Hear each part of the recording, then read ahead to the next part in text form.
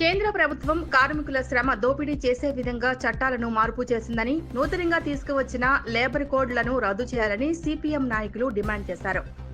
మెదక్ జిల్లా వెల్దుర్తి మండల కేంద్రంలో మంగళవారం సిపిఎం ఆధ్వర్యంలో కార్మికులు నిరసన కార్యక్రమం చేపట్టారు. స్థానిక అంబేద్కర్ చౌరస్తా వద్ద ప్లకార్డులు పట్టుకుని నిరసన కార్యక్రమం చేపట్టారు. కేంద్ర ప్రభుత్వం కార్మికుల చట్టాలను కాలరాస్తోందని ఆరోపించారు. కాంట్రాక్టు ఉద్యోగులను పర్మనెంట్ చేయాలని, కనీస వేతనం 26,000 అమలు చేయాలని డిమాండ్ చేశారు. పోరాడి సాధించుకున్న కార్మిక చట్టాలను కాపాడుకునేందుకు ప్రతి ఒక్కరూ కృషి చేయాలని పిలుపునిచ్చారు. ఈరోజు వెల్దుర్తి మండల కేంద్రంలో ఇవాళ నిరసన కార్యక్రమం చేపట్టడం జరుగుతూ ఉంది. ఎందుకంటే సమ్మె 20 తారీఖున, ఈ నెల 20 తారీఖున సమ్మె ఉండి ఆ సమ్మెను వాయిదా ఇవ్వడం అనేది జరిగింది.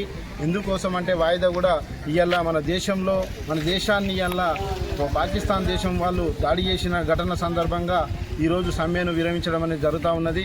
ఎందుకోసం అంటే కార్మికుల చట్టాలను సవరణ చేస్తున్న కేంద్ర ప్రభుత్వము పార్లమెంట్లో సవరణ చేసి 13 చట్టాలను సవరణ చేసింది. ఇవాళ 1946 నుంచి 1996 వరకు ఉన్న 13 చట్టాలను ఇలా సవరణ చేసి కార్మికులకు మొత్తానికి అన్యాయం చేయడం అనేది జరిగింది. అందుకోసమే ఈరోజు నిరసన కార్యక్రమం చేపట్టడం అనేది జరిగింది.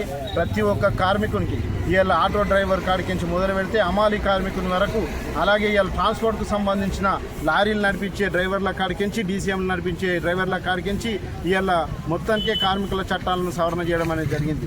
ఈ సవరణలలో ఏమున్నదంటే ప్రతి ఒక్క కార్మికుడు కూడా 8 గంటల పని కన్నా ఇలా మొత్తానికి 19 గంటలు పని చేయాలనే దానికి చట్టాలన్నీ సవరణ చేసి ఇలా 4 లేబర్ కోడ్లను తీసుకొచ్చి పెట్టింది.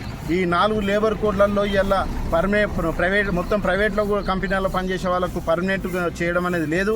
కనీస వేతనం కూడా చేయడానికి వీలు లేదు. అట్లాగే కాంట్రాక్టు అవుట్సోర్స్గా పనిచేసే వాళ్ళకు కూడా కనీస వేతనం కూడా అమలు చేయడానికి కూడా ఈ 4 కోడ్లలో లేని పరిస్థితి.